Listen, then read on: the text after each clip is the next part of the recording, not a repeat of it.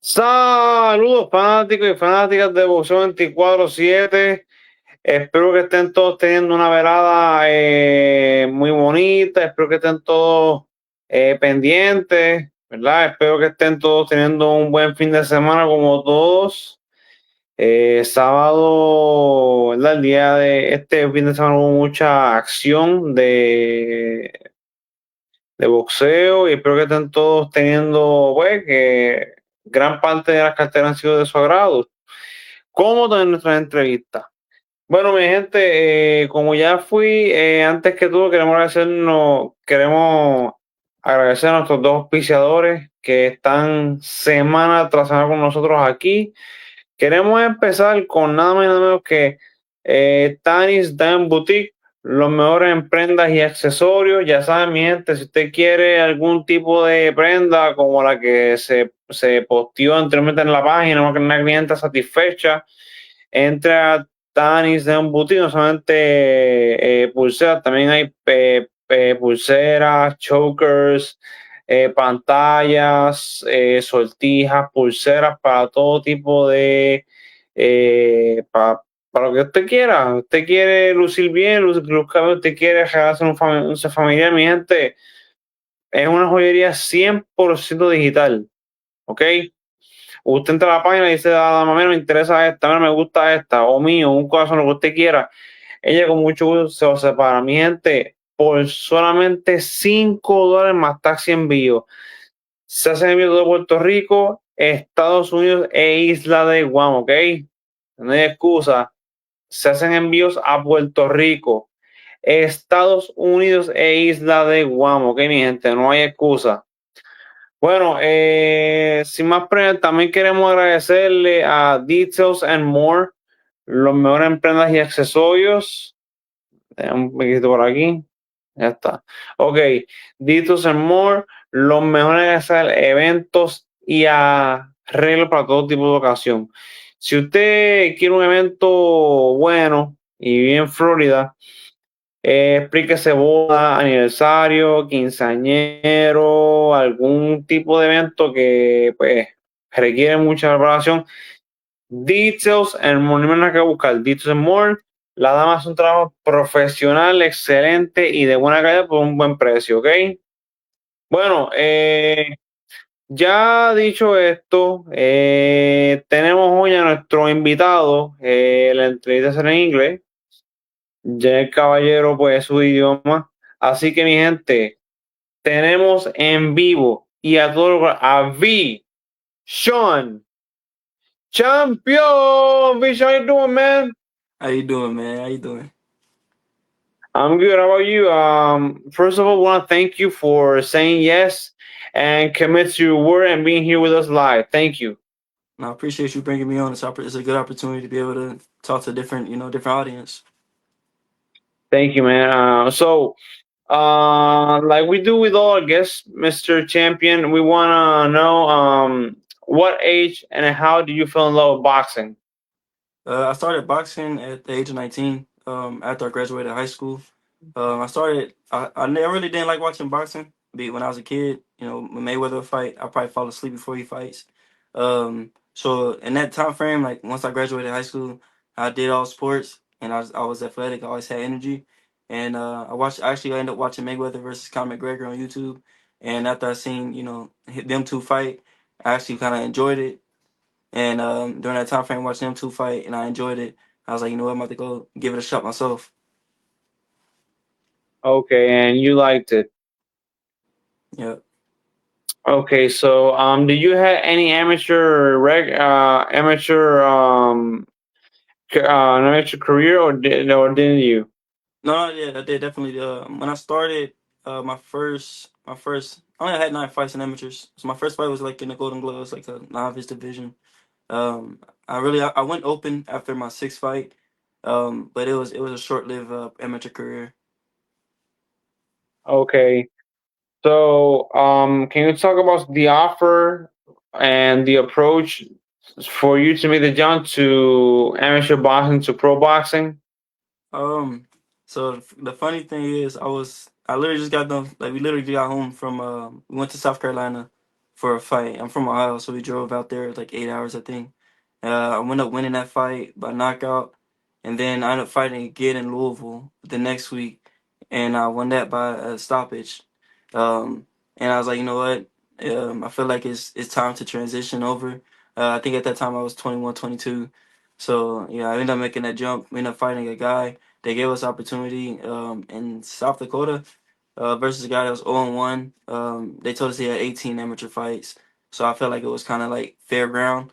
But after the fight, we came to find out the guy actually had 200 amateur fights, and the 18 amateur fights that they told us about, they were all national fights.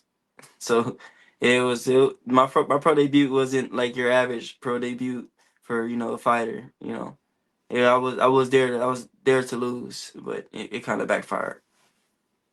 So that was your debut fight in pro boxing. Yeah, yeah, that was my pro debut. Yeah, yeah, and then Andres Borrego, you were, yeah, I checked out the fight and you were in the opposite corner. You were Yeah, the B side and you surprised everybody by winning by majority fight. So I'm really happy that that happened because sometimes people, they brought you out there just, to lose and you yeah, surprised everybody and then you showcase your talent in that kind of fight. So it's really something that I really enjoy by myself. It's something that I really like.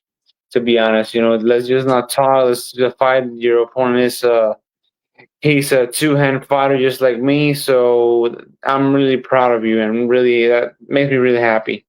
I appreciate it. So I saw your fight against Rashad Kilpatrick, which was your second fight. Yeah. It was a fight that you were having some troubles. You can correct me if I'm wrong, but you had some issues. What happened in that fight that you were having so much issues? And it was an undefeated fighter as well, to be honest. So Yeah. can you tell me about what was happening in Sean's mind on that fight? And for that, my second fight, I really wasn't training. Like I was in shape, but I really wasn't in fight shape. They called me to ask if I can make 147 in 5 days. I straight up told them like that's impossible. I can't lose 12, 14 pounds in 5 days. So we came to an agreement that we could fight I believe it was at 154. I ended up coming in at 153. Ended up losing the weight. And I just really wasn't in fighting shape. So if watch the fight, you can see like I was getting gassed out by the second round. So yeah, by the second round I was gassed out, tired. But Yeah, we end up I can imagine losing all that weight and then fighting in days notice is something really, really, really tough. I can understand that. yeah. And So he yeah, was also an undefeated fighter, but and at that time, he LB was 5-0. So it was a risky fight to take for myself. Just coming off my first win, the pro debut, for going against a guy that's 5-0. But at that time I was not doing nothing but stuck in the house, and I was like, you know what? Why not? Let's go ahead and shoot for the stars at this point. and you were also a B side fighter on that fight as well, and you beat him by TKO third round, man. Yeah. It's really being the before we continue to talk about your fights. Being you in almost all your fights, the B side fighter, does that give you something extra for you to showcase your talent and come up with a victory? I mean, like even right now, like I look at myself as the underdog, even though I'm on the A side as of right now. But during that time, being on the B side is just people looking down at me already, not to give me a shot. So it's just I'm trying to give them like a reason, be like, man, watch out for me, what I'm saying, keep an eye open because I'm not somebody that you can just walk over. Yeah, definitely. I wasn't in your last fight. I was there. I know exactly what you can do. So then your third fight was against Jorge Rodrigo Souza, and it Yeah, was a guy that had a 500 because he has the same amount of victories and the same amount of defeats. yeah. What did you get from that fight that you think will help you for future fights? That fight, I actually like had to showcase my boxing skills. And during that time, I was training with Bozy Ennis, Jerron, his dad. So I had a good camp. I was in a good camp. I had good sparring. We sparred 3 times a week. I was just getting good work, and I was really getting prepared for whatever. So that fight actually, it showed a lot of because that guy was tough. I was hitting him with bricks and stones, and he didn't want to fall. So when um when I had to fight, like basically I had to dig deep and like, okay, I'm not gonna knock him out. So now I just got to outbox him. Okay, so you switch from power puncher to box pretty, that people say around, so you could showcase also that you had a good stamina. Yeah, pretty much. Okay, your last fight, I was there. Well, your most recent fight, that Yeah. would be the correct answer over here. You fought Pablo Polanco Fernandez and you knocked him out in 1 round. He's a fighter that has a lot of fights in his record. He has a lot of experience. What do you think that you had that you knocked him out in the first round? For that fight, for my last fight, I actually went to back to Texas where I originally would have camp at, and I actually, had a great camp. I didn't have to worry about going to work. I didn't have to worry about, people calling me, asking me where I'm at, for help or anything. So like the stress wasn't there. Like I didn't feel like I was a burden or anything like that. So during that camp, like I had good sparring. I was actually in Texas and Austin, Texas, and I'll go to San Antonio, Texas. So I'm seeing all Mexican style, come forward, ready to brawl. So it kind of actually got me prepared to fight somebody in that caliber, and he was by far for my career like the guy that had the most experience. So I was kind of like expecting to go more rounds, but the 1-2 was just it was too sharp. Like I didn't even put too much on it. It was too fluid. Yeah, yeah. Actually, you were supposed to go all 6 rounds, but no, you knocked him in the first round. So you already got paid. So you guys don't get paid extra money for overtime. So if you can end it, let's just end it. Yeah. So Sean, I know that was your last fight in January 25th. We're already like 1 or 2 months after. Is there's well, before we go to that actual question, I want to ask you, how do you consider yourself as a boxer? Are you a power puncher? You box pretty? You're a guy that adjusts to it? How would you what category do you think that you actually fill in when I'm talking about styles? Stylistically, I'm a boxer puncher. I've been compared a lot to Abdullah Mason. Not my last fight, but my seventh fight. A lot of people was saying, "Hey, you fight like Abdullah." Because I watch a lot of Shakur Stevenson, and they have similar styles, so I put that in my package. I was in Philadelphia for I think I was out there for like 2 months for camp. I picked up their style as well, so it's kind of like got a little boost in its flavor into it too. From learning from his dad. Um, and at the same time, when I was in San Antonio, I'm sparring a lot of brawlers, so I had to learn how to be able when I'm in a clinch or in a close range. I had to learn how to bang out. So I'm really a boxer puncher, and I can mix it up. Okay. So now that you talk about that, Abdullah Mason, really good fighters. Hey, hi to Abdullah if he's watching. Um, is there something around? Is there something like a plan when we can see you again fighting? Will it be in Ohio, in your hometown, or is it nothing? Nothing's clear yet. I've recently after this fight, I just signed with a manager named Trifon Petrov. I just signed with him. So right now he's in the works. He's working on getting things together for me for my next fight. We already have a fight date. I'm just not allowed to announce it yet because of the promoter. They have to announce it before I can. So I have a fight date. Just I haven't been able to announce it. Just stay tuned. If you're looking, look out on Facebook, Sean Champion, or keep eye on me on Instagram at the Chosen Champ, and I'll be able to post it for you guys once it's ready to be announced. But it's kind of it's a big fight for me, big announcement too. I'm pretty excited. It's gonna probably have my career do a 360 to be honest. Yeah, yeah, we understand that you cannot announce that before they do, so we can. I totally respect that and understand that as well. So, Sean, you have any last words for the people around here tuning in for this interview?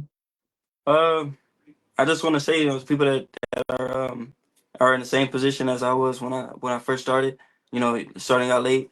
It's never too late. If you want to go for something and you believe in yourself, shoot for the stars because nobody can tell you no except for yourself. That's about it, to be honest. And always invest into yourself. And not everybody's gonna do it. Don't wait for somebody else to push the green button for you. Sometimes you gotta do it yourself. That's something that I admire, Sean. That's something that I really appreciate because when I started this podcast, people was also telling me that I was wasting my time. And look where I'm at right now. Right. See, yep. You'll never We know. also have to believe in ourselves. You could start just do it. Don't live the rest of your life saying, "Oh, if I would have done that." Better live with it. Don't live with no doubt. Always try to do something. You see, with Sean, he's soon going to be a world champion if he comes. If you keep on doing that, and we're going to be really close to you. People, please support Sean. He was a B side. People always look over him, and he's undefeated. He's 8-0, right? You're eight and Yeah. zero, No, six 6 knockouts. Yeah. knockouts, and then that's something that's really good. Looks good for this guy because he's really. Look at this over here. That's Was that Miguel Mayweather? Cotto. That's Miguel Cotto. Omega Cotto. He's really good boxer. He didn't For start sure. tomorrow and say I'm a boxer. He turned 3-0 champion. This takes a lot of time, dedication, and sacrifice. So people, boxers like Sean himself, they dedicated themselves to be better every day and be world champion hopefully one day. So Sean, I want to thank you again for our interview. Thank I you. want to thank you for saying yes. We hope this ain't the last time. We hope we can. If you ever wanna talk about something else, we can do it. Just hit me up and we'll talk. We'll give you the space that we do for with all our guests. Okay, that's great. That's great. Just I'll stay in touch. Okay, guys. So support champion, support Sean. His last name speaks for himself. So people, please let's support him. And whenever you have an announcement, Sean, let us know and we'll get back to you. Okay. Yes, sir. All right. Good night. Have a good night. Yep.